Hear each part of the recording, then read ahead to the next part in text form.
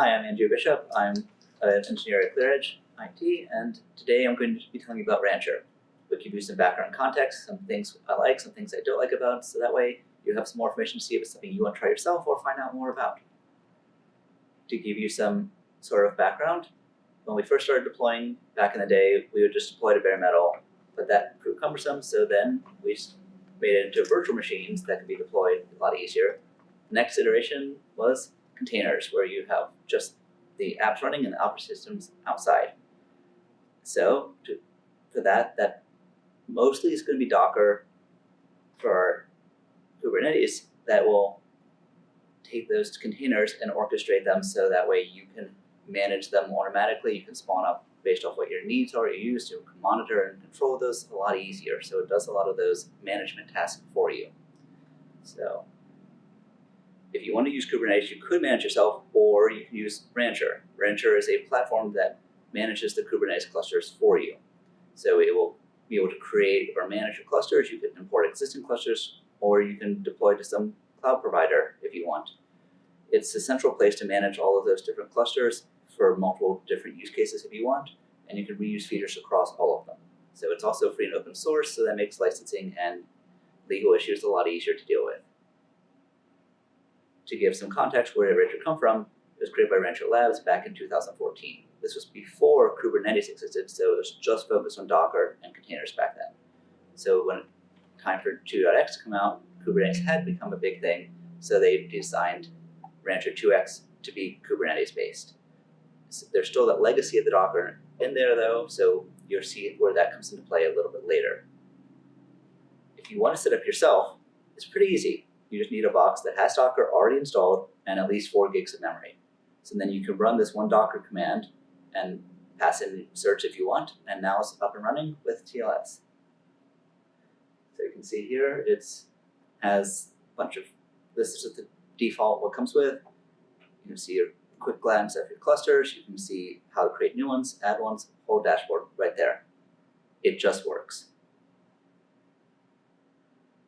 So you saw how easy it was to do the Docker install, but if you want, there's a lot of other ways you can do. You can do a single node Kubernetes cluster or the high availability. So that way, if any one nodes go down, it still works fine, still just as good. You can even do it with an air-gapped install if you want to, or if you have some sort of restrictions. We were able to use Harbor and Helm to create a high availability air-gapped installation of Rancher on our lab. One thing of note though is if you do the air-gapped, you have to have all the images and dependencies in your registry. Rancher isn't that small. For us, it took 3.5 gigs just for the images and dependencies for Rancher itself, not counting any things we installed on top of that. So that might be fine, but just something to be aware of. Once it is up though, you can use it to create or import new clusters. This is one of the bulk of what it does, is managing those clusters for you. So you can see there's lots of options for cloud providers. If you want to just integrate with like Amazon or Google or Microsoft, they have all of that right in, or you can create your own from scratch, or even import an existing one. One thing though, if you are setting up those clusters, right now it does depend on Docker. So that is required. Some of the Linux operating systems like Red Hat 8 or CentOS 8 have switched their default container platform to like to Containerd or Podman. But you still can install Docker. It just may take time and effort to get all the dependencies and all of the things working for Docker for that OS. There is something coming down the road that they're working on called Rancher Government, which does use Containerd instead of Docker, so that's something that could work. I'll get a lot more on that later.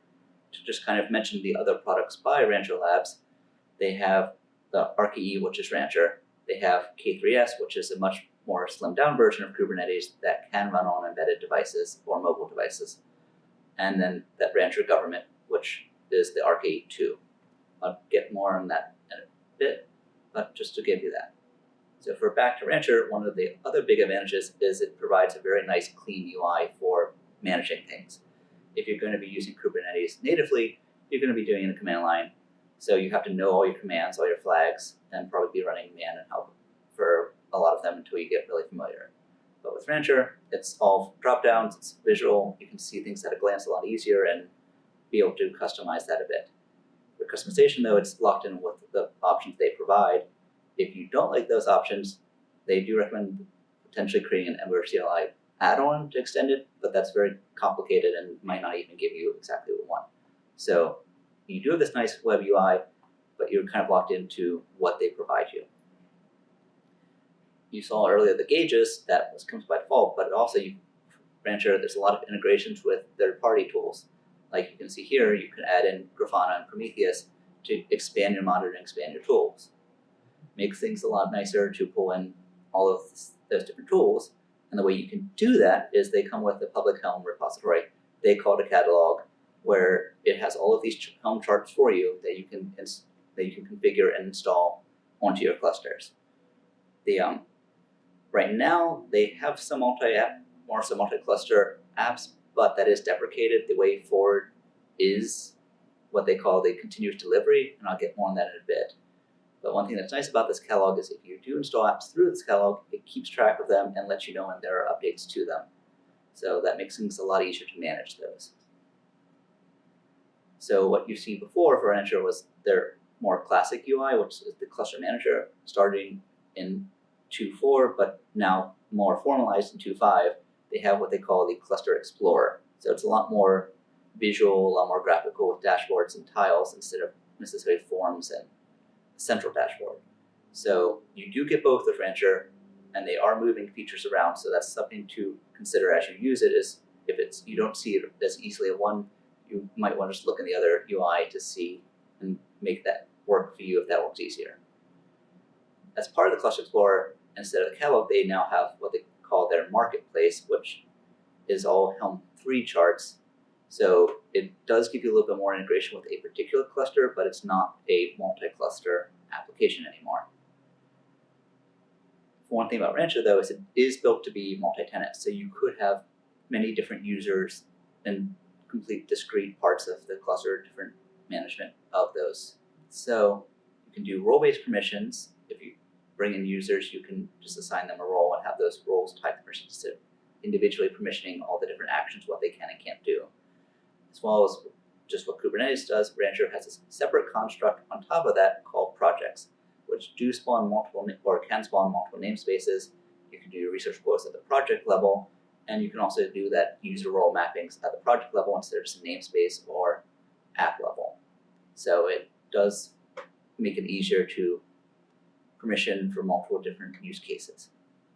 To bring in those users and permissions that you already have, you could just tie in with one of your existing authentication providers. We use Keycloak in the lab to do that, but there's a lot of options available. For Rancher as well, to tie more into these permissioning, they do have this UI for creating those fine-grained policies where you can enforce different restrictions on your clusters. So there's a lot of options. They can get very fine-grained, so you probably want to look around to see what you need to do. With all these features, though, as things change and update, they can be a pain. With 2.4, they introduced a bunch of features to help with the process. So like if you did a Helm install onto a Kubernetes cluster, like for high availability, there are Helm charts that would upgrade for you. Or if you did a Docker install, there are sidecar containers you can spin up while you upgrade and then resync afterwards. But if you're coming from anything 2.3 and older, you don't have any of those options. You're probably just going to do a new cluster and re-import your existing nodes and clusters into that. The other thing to consider is, as these upgrades happen, there are sometimes incompatibilities. So you might need to, like, say, install a new version of Kubernetes on all of your hosts to do that upgrade. There is documentation on that, but it's something, again, to keep in mind when you are upgrading. So I had mentioned if you're coming from an older one, just creating a new one and re-importing them. One thing that you can do to make that easier is Rancher does have a backup recovery feature in. So what it does is it creates a snapshot of the etcd and control plane. So you can do it to local storage or S3, and you can do it either just ad hoc, or you can have it actually be a scheduled task to back up regularly. And as any good modern app does, it does have the option for both light and dark mode, so you can pick based off your preference, and it even has the option to change automatically based off time of day. One of the features that I found the most helpful, though, was it does come with its own DNS service. So that does spawn multiple clusters, and it will automatically pick up the new apps you deploy and connect it to the Kubernetes ingress controller, so that way it automatically handles a lot of networking headache for you, makes things a lot easier and a lot quicker spawning up and deploying apps to it. Speaking of deploying apps, what I mentioned earlier is that continuous delivery. You can tie Kubernetes install with Rancher to a Git repo. So that way when you're doing your CI/CD pipeline, it will help automatically deploy to this Kubernetes cluster using Rancher. So that makes things a lot easier to install those apps and control them between clusters with that little bit more configuration and logic. Rancher does come with some pretty nice documentation. It was pretty easy to read, and it did cover pretty much all of the use cases you would need. It has instructions for everything from how to spawn it up, how to manage it, best practices, so quite a lot. But it stays at a higher level. So if you need to know more what's going on under the hood, it's going to be a lot harder to find that. It's not necessarily in the documentation, and I had to find that on like Stack Overflow or user forums. So some of this troubleshooting could be trickier if it's not something that's a common use case or something in their documentation. So one thing that is nice about Rancher is, I've alluded to this earlier, but it does abstract a lot of ways. So you don't necessarily need to have a complete understanding of Kubernetes. It will give you drop downs so you can pick from the multiple choice instead of have to know the specific flag and command. It will have the tooltips and hover over to give you more information on what those actually mean. So it does make it a lot easier to spawn up, to just get going through your Kubernetes without having to understand all of what's going on. But because it does that, it does make learning some of those Kubernetes practices a little bit tougher. It will make decisions under the hood that you might not be aware of. To give you an example, it uses Nginx by default as the load balancer to send traffic to the service router, either through node port or host port. They do have documentation how to use node port and host port, but it doesn't tell you about the Nginx load balancer, or that there are other ways you can do. Like, for example, you could use traffic. It's just not mentioned anywhere in Rancher documentation. So if you knew Kubernetes and how that works, you could change that to something different, but just using Rancher, you wouldn't necessarily know that you could. So I mentioned earlier that Rancher Government, or RK2, that's something that's a side project right now, but is going to eventually be merged with Rancher and be one product. So it was super easy to install. There's two components to it, the server and the agent. So I was able to install on a CentOS 8, which did not have Docker, just using Yum. So it took me just a couple minutes to install everything. And it runs without Docker, so you still can run it on ARM-based chips, so like mobile or embedded devices. It's a lot more lightweight in your containers, but it does not have that UI or all those tools. You configure it through system commands or some config file in etc directory that is very much something that requires privileged access to change or modify. And it is something that they are working on, given that feature parity, but there's no roadmap or timeline for when things will actually happen for that. Just that it will happen at some point.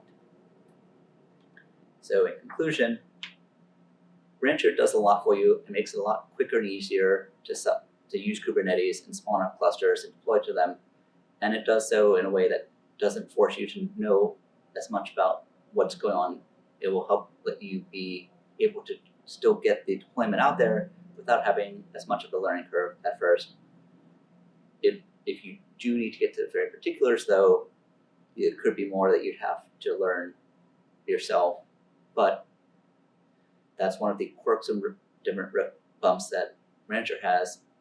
Every single product seems to have some sort of trade-off or some sort of headache. So if those are ones that work for you, definitely consider using it. One thing though to remember though is I do expect a bunch of changes to happen, both as they move from Cluster Manager to Cluster Explorer, as well as the integration of RK Government and changing from Docker to Containerd.